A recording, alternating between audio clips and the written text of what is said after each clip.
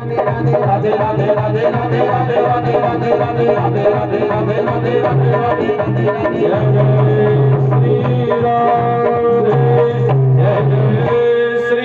राधे जय जय श्री राधे जय जय श्री राधा रमण जय जय नवल किशोर जय गोपी चित चोर प्रभु जय जय माखन चोर। परम मंगल में परात्पर अखिलेश्वर भक्तवांछित कल्पतरु तड़ित विनिंदित पीतांबर धारी श्री बाल कृष्ण लाल की वांगमय प्रतिमूर्ति श्रीमद् भागवत महापुराण। भाग्योदयेन बहुजन्म समर्जितेन सतसंगमं च लभते पुरुषो यदा वै। बड़े बड़े भागी होते हैं वो लोग जो श्रीमद् भागवत कथा का श्रवण कर पाते हैं।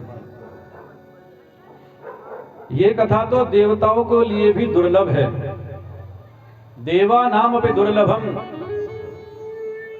कथा के प्रथम दिवस में आपने श्रवण किया था ना कि जिस समय भगवान शुकदेव परीक्षित को कथा सुनाने के लिए तत्पर हुए तो अमृत का कलश लेकर के स्वर्ग से इंद्र आदि समस्त देवता आ गए और शुकदेव जी के सम्मुख अमृत कलश को रख करके बोले कि भगवान आप ये अमृत स्वर्ग का अमृत परीक्षित को पिला दीजिए और परीक्षित को जो आप ये भागवतामृत पिलाने जा रहे हैं इसे आप हमें दे दीजिए। भगवान शुकदेव कहने लगे मैं दे तो देता परंतु तुम लोगों ने इस भागवत कथा अमृत की तुलना जो स्वर्ग के अमृत से की है ये बात मुझे बिल्कुल भी अच्छी नहीं लगी। आप किसी से कहें कि हम तुझे कांच देते हैं और तू मुझे मणि दे दे तो क्या ये संभव हो सकता है? अरे कहां कांच और कहां मणि, कहां स्वर्ग वाला अमृत और कहां ये भागवता अमृत। स्वर्ग का अमृत पीने के बाद भी मनुष्य को गिरना पड़ता है लेकिन जो एक बार नियम से 7 दिन तक इस भागवता अमृत को पी ले उसे कभी गिरना नहीं पड़ता। उसका जीवन धन्य हो जाता है, सफल हो जाता है।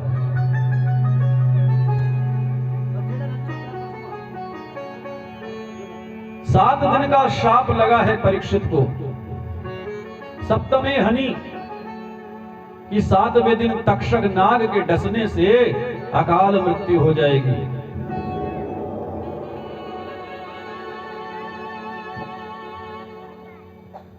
कई प्रकार के ऋषि आए, अनंत ऋषि आए, लेकिन कोई भी ये पता ना लगा सका कि 7 दिन में मुक्ति कैसे मिले। आज कलकल निनादनी मां गंगा का किनारा मुजफ्फरनगर क्षेत्र उत्तर प्रदेश शुक्रताल जगह बड़ा विशाल बरगद का पेड़, उसके नीचे परीक्षित जी महाराज बैठे हैं और सभी से मुक्ति का उपाय पूछते हैं। नारद जी दौड़कर के शुकदेव महाराज को ले आए, प्रार्थना की, निवेदन किया, प्रणाम किया और बड़ी नम्रता के साथ आज भगवान शुकदेव महाराज को नारद जी परीक्षित के सम्मुख ले आए। और जैसे ही शुकदेव महाराज का पदार्पण हुआ तो महाराज बड़ी बड़ी उम्र वाले महात्मा खड़े होकर के शुकदेव महाराज को प्रणाम करने लगे। धियं प्रवजन्तमनुपेतमपेत कृत्यं द्वैपायनो विरह कातर आजुहाव पुत्रेति तन्मयतया तर्वोऽभिनेदो तं सर्वभूत हृदयं मुनिमानतोऽस्मि। आज सभी संतों ने मिलकर और साक्षात परीक्षित ने मिलकर भगवान शुकदेव को प्रणाम किया। बोलिए शुकदेव भगवान की जय।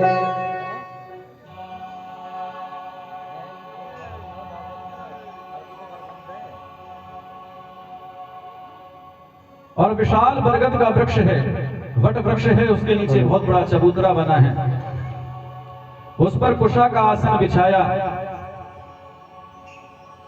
और भगवान शुकदेव महाराज उस आसन पर विराजमान हो गए।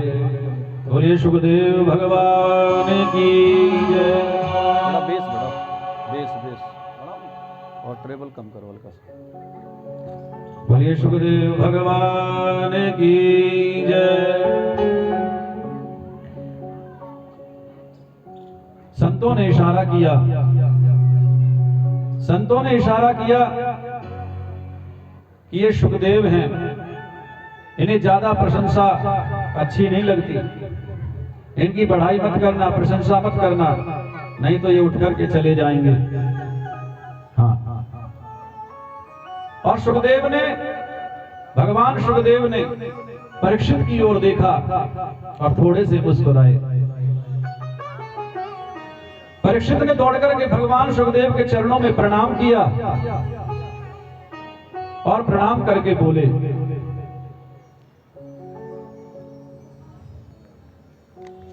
प्रणाम करके कहने लगे, यतः पृच्छामि संसिद्धिं योगिनां परमं गुरु पुरुष्येह यत् कार्यं म्रियमाणस्य सर्वथा।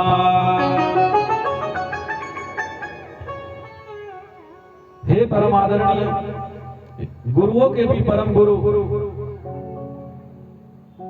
आदरणीय शुकदेव महाराज, भगवान मैं आपके चरणों में प्रणाम करता हूं। और परीक्षित ने एक लाइन का प्रश्न किया, केवल एक पंक्ति में,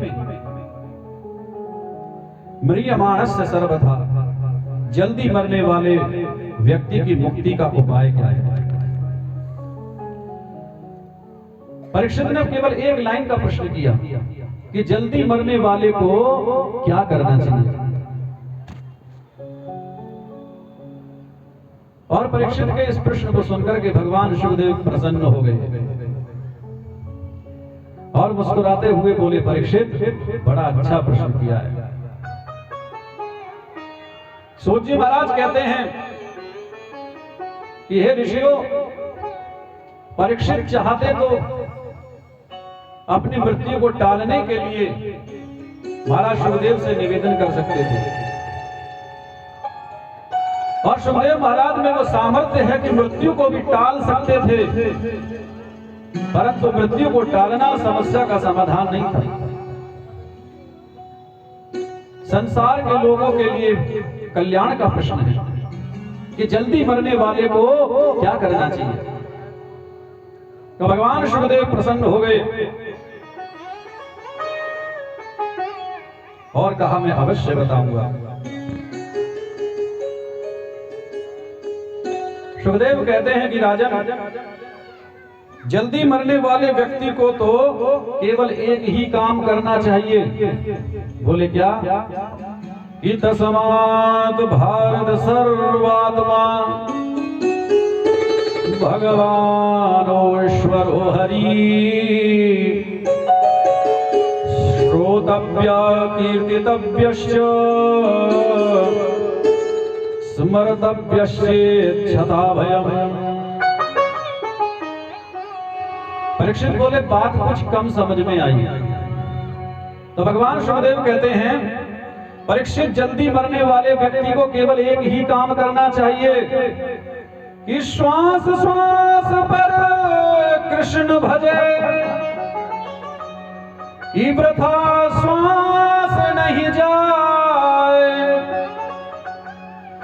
कि श्वास श्वास पर कृष्ण भजे, वृथा श्वास नहीं खोए, ना जाने आश्वास को फिर आवन होए न होए। जो एक बार श्वास निकल करके चला गया वापस लौट करके आएगा कोई गारंटी नहीं है। इसलिए श्वास श्वास पर कृष्ण भजे। जल्दी मरने वाले को तो केवल एक ही काम करना चाहिए कि अपनी श्वासों पर परमात्मा का नाम जप ले, जिसे मानसिक जप बोलते हैं। जब हमारी श्वास बाहर निकले तो मन ही मन में परमात्मा का नाम उच्चारण होता रहना चाहिए, और जब श्वास अंदर आए तो भी भगवान का नाम लेकर के आए। इसे मानसिक पूजा बोलते हैं। एक सेठ जी कहने लगे एक महात्मा जी से,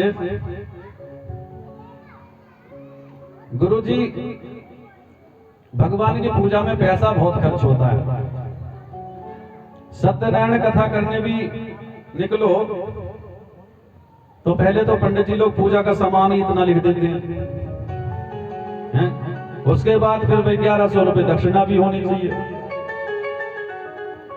हाँ तो महाराज पूजा में खर्च बहुत होता है, कोई ऐसा उपाय बता दो जिससे रंग लगे ना फिटकड़ी, रंग चोखा हो जाए। हाँ, ना पैसा खर्च हो और ना कुछ, बस परमात्मा की कृपा बरसने लगे। संत थोड़े मुस्कुराए और कहने लगे तुम मानसिक पूजा करो। बोले जैसे? बोले नेत्र बंद करके सुबह 4 बजे बैठ जाओ और केवल 20 मिनट मन से ध्यान करो कि मैं ठाकुर जी को जल से स्नान करा रहा हूं, मैं ठाकुर जी को दूध से स्नान करा रहा हूं। चढ़ाना कुछ नहीं है, केवल मन से सोचना है बस। मैं ठाकुर जी को दही से स्नान करा रहा हूं, मैं ठाकुर जी को शहद से स्नान करा रहा हूं, पंचामृत से स्नान करा रहा हूं। हाँ, 56 भोग लगा रहा हूं, दक्षिणा चढ़ा रहा हूं। 20 मिनट तक इसी प्रकार से मानसिक पूजा करो। एक दिन का कौन सा पैसा खर्च होता है, वहां कल से शुरू कर दे। हाँ, ये तो महाराज हम कल से शुरू कर देंगे। हाँ, और महाराज वो सेठ जी सुबह ऐसे पालती मारकर बैठ गए, 4 बजे उठ गए उसके और नेत्रों को बंद किया और महाराज ठाकुर जी का ध्यान किया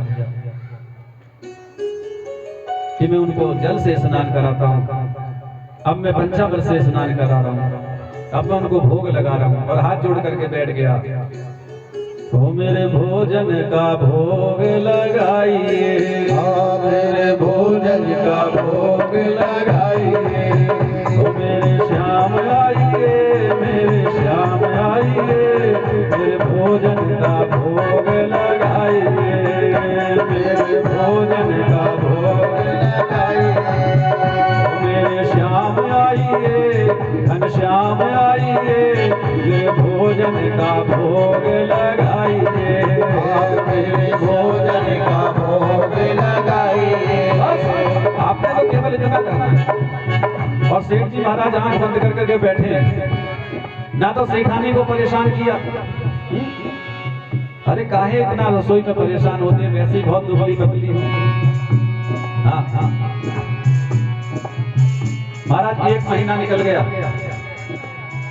इसी प्रकार से पूजा करते करते 1 महीना निकल गया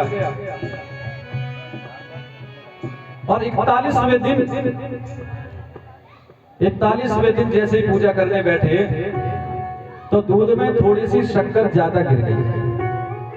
हाँ, मानसिक पूजा चल रही थी और मानसिक पूजा करते करते मन में ही दूध में जैसे शक्कर डालती, पहले रोजाना 2 चम्मच डालते थे, आज 3 चम्मच डाल गई। हाँ, तो मन में सोचने लगा कि अब शक्कर ज्यादा गिर गई, कल का काम चल जाता है। तो मन ही मन में विचार करके हाथ डाल करके वो शक्कर वापस निकालने लगा। गोपाल जी ने एकदम आकर के हाथ पकड़ लिया। हाँ हाँ, बोले भैया तुम तो मानसिक पूजा कर रहे थे, तुम्हारे के पिताजी की शक्कर है ये? हैं? बोलो जय श्री कृष्ण। तो मानसिक पूजा में भी कंजूसी कर जाते हैं हम लोग। हाँ, इसलिए गोविंद का चिंतन करो, चिंता को मन से हटाओ और गोविंद का चिंतन करो। परीक्षित कहते हैं प्रभु चिंतन तो मन से होता है,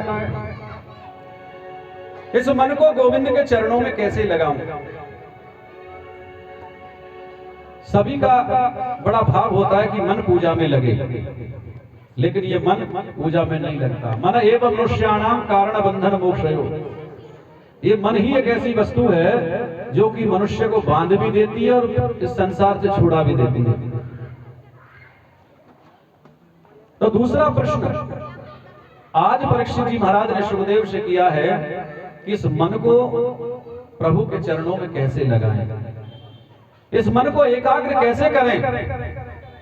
बेस बढ़ाओ थोड़ा, बेस ज्यादा। बोलो सुखदेव भगवान की जय। तो भगवान सुखदेव कहते हैं कि परीक्षित, मन को यदि वश में करना है तो जीवन में 4 बातों का ध्यान रखें। मन को अगर वश में करना है तो जीवन में 4 बातों का ध्यान रखें। जितासनो, जित श्वासो, जित संगो, जितेन्द्रिया, स्थूले भगवते रूपे मनः संधारयध्या। राजन अगर मन को वश में करना है तो जीवन में 4 बातों का ध्यान रखे। मन को जीतना है तो सबसे पहले आसन को जीते। एक आसन पर अधिक से अधिक देर तक बैठने की आदत डालें। मन को जीतना है तो पहले आसन को जीते। एक आसन पर बैठकर अधिक से अधिक देर तक बैठने की आदत डालें। हाँ हाँ, फिर जिनके पैरों में कुछ बाधाएं होती हैं, तकलीफ होती है, उनकी तो कह नहीं सकते, लेकिन जिन्होंने भगवान ने जिनको स्वस्थ रखा है वो भी पैर व्यास गद्दी की ओर करके बैठ जाते हैं। हाँ हाँ, कभी एक पैर ऐसे कर लिया, कभी एक पैर ऐसे कर लिया। जो आसन को नहीं जीत सकता वो कदापि मन को नहीं जीत पाता। मन को अगर जीतना है राजन तो सबसे पहले आसन को जीते। और दूसरी बात, जित श्वासो, जित संगो। और मन को जीतना है तो श्वासों को जीते। ये जो श्वास हमारी चलती हैं, इनको जीतने का प्रयास करें, इनको रोकने का प्रयास करें।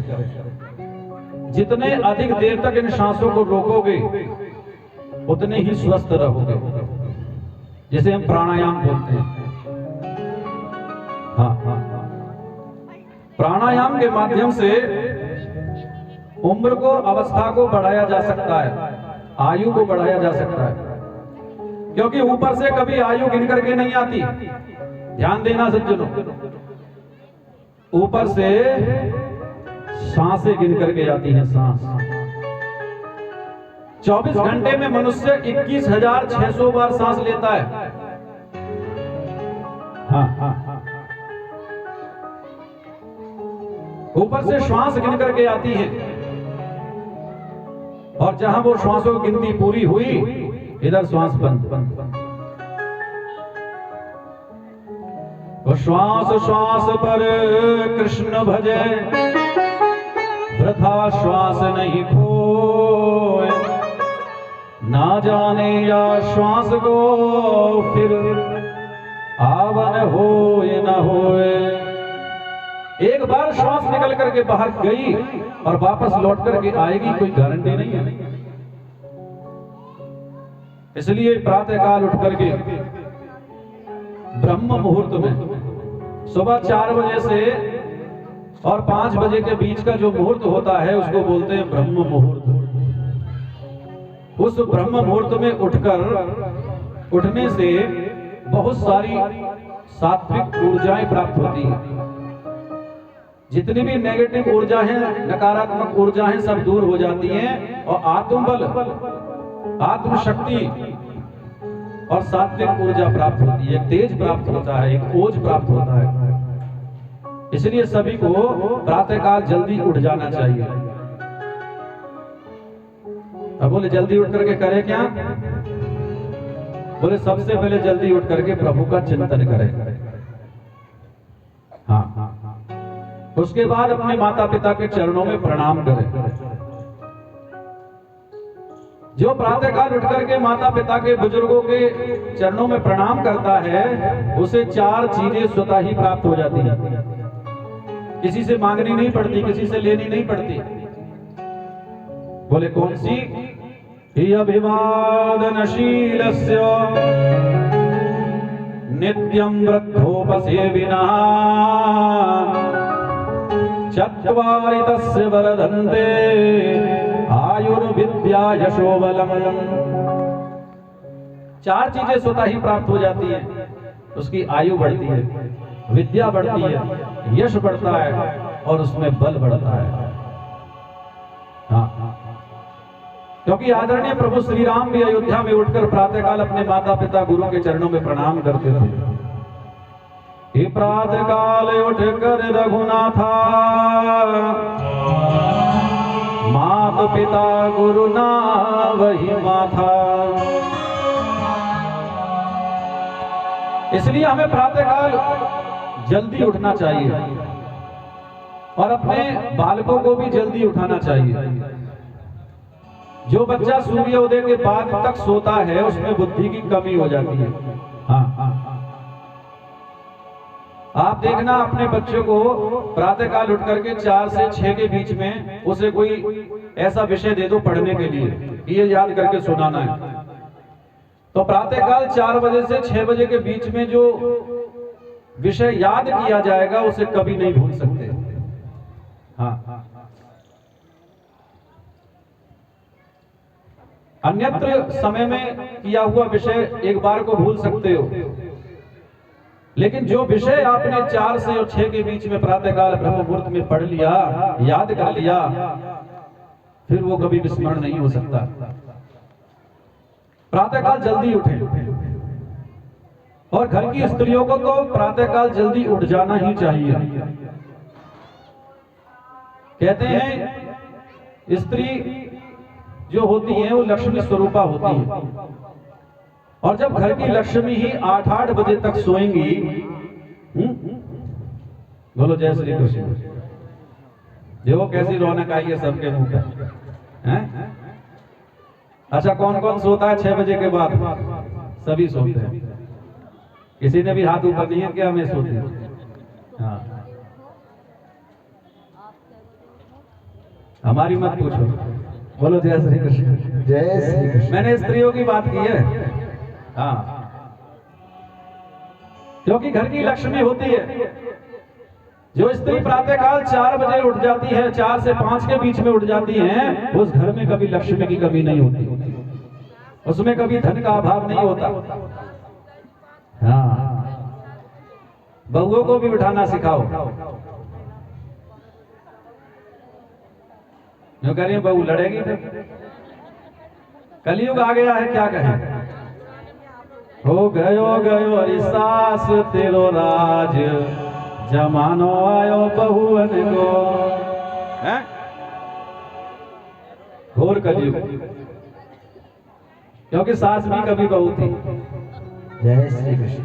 हाँ, तो इसलिए प्रातःकाल जल्दी उठे और नेत्र बंद करके आत्मचिंतन करें। प्रातःकाल उठ करके माता पिता के चरणों में प्रणाम करें और उसके बाद 6 बजे से पहले पहले तो स्नान कर ले। हाँ, 4 प्रकार के स्नान होते हैं, ध्यान देना सज्जनों। पहला होता है देव स्नान, दूसरा होता है ऋषि स्नान, तीसरा होता है मनुष्य स्नान और चौथा होता है राक्षस स्नान। हाँ, सुबह 4 बजे से 4:30 बजे के बीच में जो स्नान किया जाता है उसको बोलते हैं देव स्नान। 4:30 बजे से और 5 बजे तक जो स्नान किया जाता है उसको बोलते हैं ऋषि स्नान। 5 बजे से 5:30 बजे के बीच में जो स्नान किया जाता है उसको बोलते हैं, अरे जोर से बोलो ना, मनुष्य स्नान। और 5:30 बजे से 6 बजे के बीच में यानी 6 बजे के बाद जो स्नान किया जाता है उसको बोलते हैं राक्षस स्नान। अब देख लो आप लोग कौन सा करते हो। हाँ हाँ, कभी कभी तो 12-1 बजे ही करें। ये कहे बीबी आज तो बड़ा काम हो घर में, आज तो नहीं ना। जय श्री कृष्ण। बोलो जय श्री कृष्ण। हाँ, तो सभी माताओं को कम से कम 6 बजे तक तो स्नान कर लेना ही चाहिए। और स्नान करने से 10 गुण प्राप्त होते हैं। हाँ, 10 गुण प्राप्त होते हैं। आयु बढ़ती है, विद्या बढ़ता है, यश बढ़ता है, बल बढ़ता है, कीर्ति बढ़ती है। 10 प्रकार की चीजें प्राप्त होती है। मान बढ़ता है, सम्मान बढ़ता है, शरीर स्वस्थ रहता है, आलस्य नहीं आता, तंद्रा दूर हो जाती है, क्रोध कम आता है और मन में अलौकिक शांति की अनुभूति होती है। हाँ, तो प्रातः काल उठ करके अपनी श्वासों के माध्यम से गोविंद का चिंतन करना चाहिए। और सुखदेव कहते हैं परीक्षित, मन को यदि जीतना है तो तीसरी बात है संग को जीते। जितना बुरे लोगों की संगति करोगे उतने ही जीवन में अवगुण आएंगे। जितने दुर्गुण लोगों की संगति करोगे उतने ही अवगुण दुर्गुण जीवन में आएंगे। और जितने सत लोगों के, संतों के, सज्जनों के साथ में संगति करोगे उतने ही जीवन में सद्गुण आएंगे। हाँ, सत्संग बोलो चाहे संत संग बोलो, एक ही बात है। इसलिए हमें सज्जनों का संग करना चाहिए, सत्संग करना चाहिए, संतों का संग करना चाहिए। अच्छे लोगों के पास में बैठो, अच्छे विचारों को रखो, अच्छे भावों को सुनो, तो जीवन में दुर्गुण नहीं आएगा और मन एकाग्र होगा। और चौथी बात बड़ी सुंदर कही, इंद्रियों को जीतो। 5 इंद्रियां होती हैं। इन 5 इंद्रियों में जो सबसे ज्यादा खतरनाक इंद्रिय है उसका नाम है जीव, जिह्वा। हाँ, और ये जीव,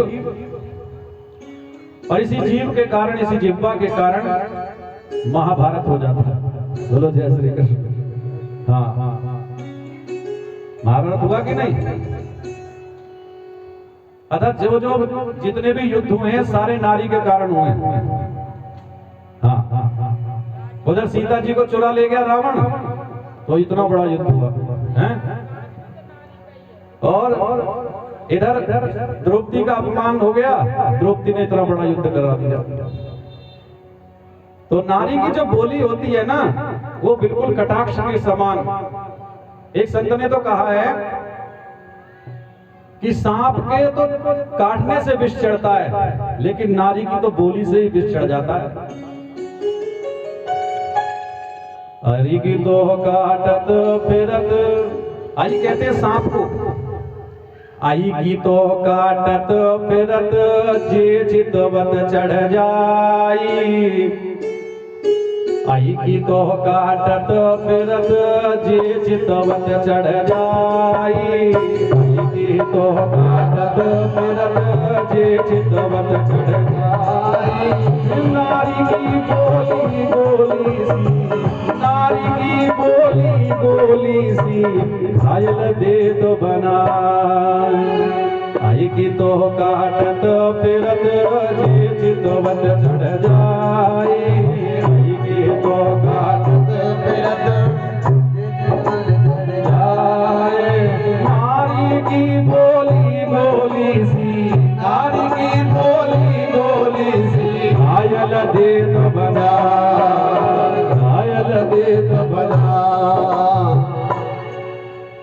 तो सांप के तो काटने से भी छिड़ता है, लेकिन कभी कभी नारी जीव से ऐसी बोली बोल देती है कि मानो माला कत्लेआम हो जाता है। हाँ, फिर आगे पीछे का व्यक्ति नहीं सोचता। इसलिए चौथी बात कही कि जीव को वश में रखे, इस जिह्वा को भी वश में रखे, इसमें परमात्मा का नाम उच्चारण होना चाहिए। ये जो जिह्वा दी गई है, ये मधुर बोलने के लिए कहा गया है, बताया गया है। क्योंकि क्षण भंगुर जीवन की कालिका कल प्रात को जाने खिली ना खिली। हम भजन क्यों करते हैं? हम भजन क्यों करते हैं शुरू से? कि एक बार इस जीव से अंत समय में उस परमात्मा का नाम निकल जाए। रसना कहते हैं इस जीव को। एक क्षण भंगुर जीवन की कालिका कल प्राते को जाने खिली ना खिली। क्षण भंगुर जीवन की कालिका कल प्राते को जाने खिली ना खिली। मलयाचल की शुचि शीतल मंद सुगंध समीरा मिली ना मिली। मलयाचल की शीतल मंद सुगंध समीरा मिली ना मिली। काले कुठार लिए मेरे दातन नम्र से चोट झिली ना झिली। काले कुठार लिए मेरे दातन नम्र से चोट झिली ना झिली। रट ले प्रभु नाम हरि रस ना फिरे अंत समय में हिली ना हिली। रट ले प्रभु नाम हरि रस ना फिरे अंत समय में हिली ना हिली। अंत समय में परमात्मा का नाम इस जीव से निकलेगा कि नहीं, कोई पता नहीं। क्योंकि 1000 बिच्छू जैसे एक शरीर में डंक मारते हैं, उस प्रकार का कष्ट होता है जब इस शरीर से प्राण निकलते हैं। इसलिए परीक्षित, चिंता को मन से हटाओ और चिंतन को बढ़ाओ। चिंता होती है संसार की और चिंतन होता है परमात्मा का। परीक्षित कहते हैं, प्रभु सारी सृष्टि को भगवान कैसे बनाते हैं और इस सृष्टि को बना करके परमात्मा कैसे कण कण में विद्यमान हो जाते हैं। तो आचार्य शुकदेव कहते हैं, परीक्षित एक बार परात पर नारायण ने मन में विचार किया तो मैं एक से अनेक हो जाऊं। पहले इस पृथ्वी पर संपूर्ण पृथ्वी पर जल ही जल था और उस जल में शेषनाग प्रकट हुए और शेषनाग के ऊपर परात पर नारायण प्रकट हो गए। बोलिए नारायण भगवान की जय। और परात पर नारायण के नाभि कमल से एक कमल निकला और कमल के ऊपर ब्रह्मा जी प्रकट हो गए। ब्रह्मा जी ने 4 मुख थे, चारों दिशाओं में देखा कि आखिर में आया कहां से हूं। और हजारों वर्ष उस कमल तंतु में प्रवेश कर गए और हजारों वर्ष ऊपर से नीचे की ओर घूमते रहे, परंतु ये पता ना लगा सके कि आखिर में आया कहां से हूं। आकाशवाणी हुई और उन्हें 2 शब्द सुनाई दिए, तप। ब्रह्मा जी समझ गए कि मुझे तप करना चाहिए और उन्होंने 12,000 वर्ष तप किया। और जैसे ही नेत्रों को खोला तो उनके सामने साक्षात परब्रह्म प्रकट हो गए। बोलिए नारायण भगवान की जय। भगवान ने, नारायण ने अपना सीधा हाथ धीरे से आगे बढ़ाया और ब्रह्मा का हाथ पकड़ लिया और कहा विधाता, नाम विधाता रख दिया। ब्रह्मा जी ने कहा क्या करो? बोले सृष्टि करो। बोले इतना बड़ा पद आप मुझे देने जा रहे हैं, मुझ में अभिमान आ गया तो?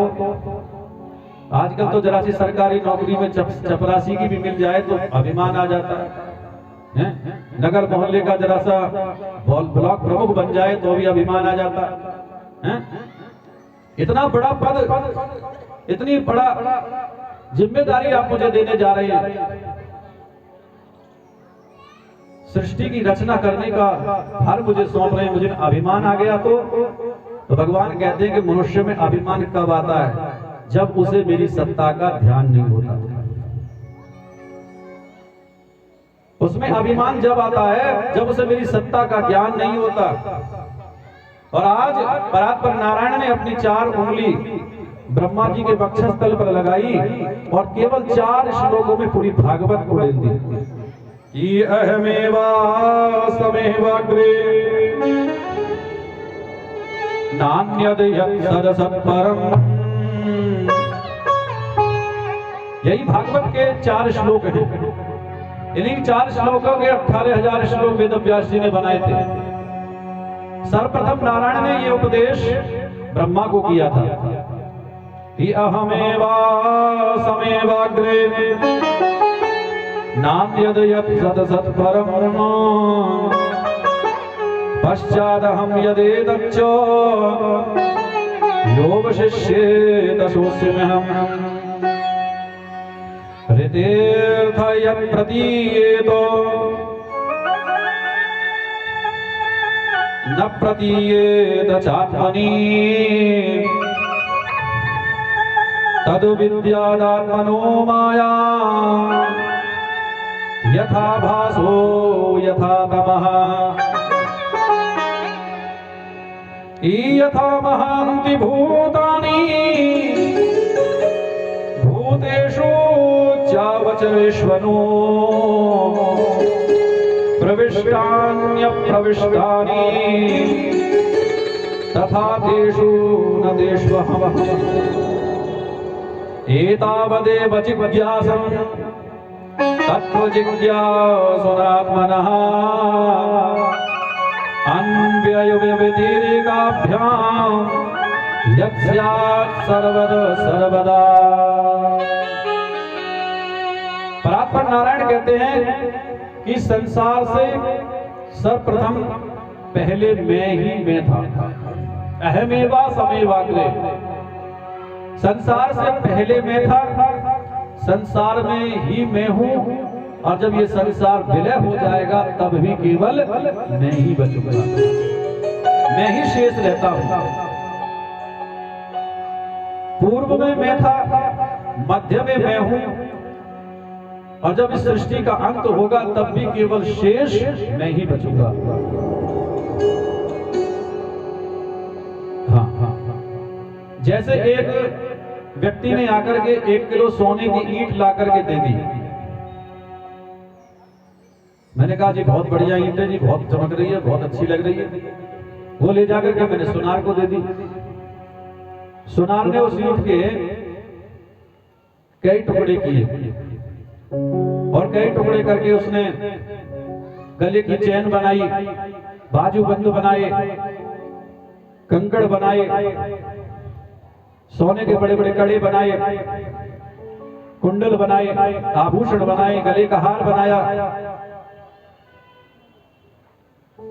तो इतने सारे आभूषण बना करके मुझे दे दिए। मैंने कहा वो ईंट कहां गई जो मैंने तुम्हें दी थी? बोले उसी की तो है। अब ना जाने मुझे क्या हुआ, एक दिन बड़ी जोर से क्रोध आ गया और सारे आभूषण एक जगह ओखली में डालकर, सारे आभूषण ओखली में डाल करके अच्छे से कूट दिए। हाँ। तो जो पहले सोना था वो आभूषण बनने के बाद भी सोना ही था, और जब आभूषण बिगड़ गए तो भी केवल क्या बचा? सोना। तो इस सृष्टि से पहले भी नारायण हैं और इस समय सृष्टि में भी नारायण हैं, और जब इस सृष्टि का अंत होगा, विलय होगा, लय होगा, तब भी केवल शेष वही नारायण बसते हैं। कि अहमेवा समेवाग्रे नान्यद यत् सत्परम पश्चाद अहं यदेतच्च योऽवशिष्येत सोऽस्म्यहम्। केवल मैं ही बचता हूं। और भगवान कहते हैं कि संसार में जो चीज नहीं है और फिर भी दिखाई देती है, और जो दिखाई देती है वो है नहीं, तो उसे मेरी माया जानो। वो मेरी वैष्णवी माया है, और ये वैष्णवी माया बड़ी प्रबल है। ये ज्ञानियों के भी चित्त को खींच करके बलपूर्वक मोह में डाल देती है। ये महामाया बड़ी विचित्र है कि ज्ञानी नाम विचेतांसी देवी भगवती सा बलादाकृष्ट मोहाय महामाया प्रयक्षते। संसार में जो चीज नहीं है फिर भी वो दिखाई देती है, और जो होने पर भी दिखाई नहीं देती वो है मेरी माया। कहते हैं पृथ्वी जल तेज वायु आकाश, इन 5 तत्वों से संसार बनता है, दुनिया बनती है। ये 5 तत्व शरीर में अंदर भी हैं और शरीर के बाहर भी हैं।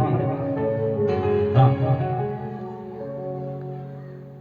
ऐसे ही दुनिया में रहकर भी मैं दुनिया से अलग हूं और अलग होकर भी सारी दुनिया में व्याप्त हूं। भगवान ने कहा विधाता, ये जो भागवत का मैंने तुमने उपदेश दिया है, ये जो तुम्हें मैंने 4 श्लोकों में दिया है उपदेश, इसे कहते हैं भागवत। यही भागवत ब्रह्मा जी ने अपने पुत्र नारद को पढ़ाई। नारद जी ने इसका उपदेश वेद व्यास जी को किया और वेद व्यास जी ने सुखदेव को किया, और आज महाराज सुखदेव परीक्षित को इसका उपदेश कर रहे हैं। बोलिए सुखदेव भगवान की। और आचार्य सुखदेव कहते हैं परीक्षित, ये बताओ भगवान जल्दी किसको मिलते हैं? भगवान जल्दी किसको मिलते हैं? बोले भगवान जल्दी तो उसको मिलते होंगे जो सुबह 4 बजे उठ करके स्नान करता है, दिन में 5 बार स्नान करता है। बोले अगर जल्दी उठ करके और 5 बार स्नान करने से यदि परमात्मा मिल गए होते तो व्याधस्याचरणं ध्रुवस्य च वयो विद्या गजेन्द्रस्य का।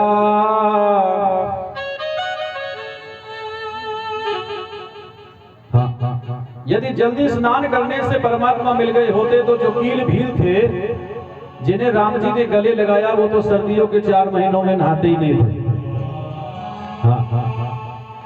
बोले शायद जाति देखते होंगे, भाई ब्राह्मण है या ऊंची जाति का है, शायद जाति तो देखते होंगे भगवान। तो सुखदेव महाराज मुस्कुराए और बोले का जातिर्विदुरस्य यादव पते रुग्रस्य किं पौरुषम। और राजन यदि परमात्मा जाति देखते तो बताओ विदुर की क्या जाति थी? एक दासी पुत्र थे, लेकिन भगवान ने उनके यहां जाकर के छिलके खाए। हाँ। बोले तो उम्र जरूर देखते होंगे भगवान कि भाई कितनी उम्र है इसकी। बोले ना अवस्था देखते हैं ना उम्र देखते हैं।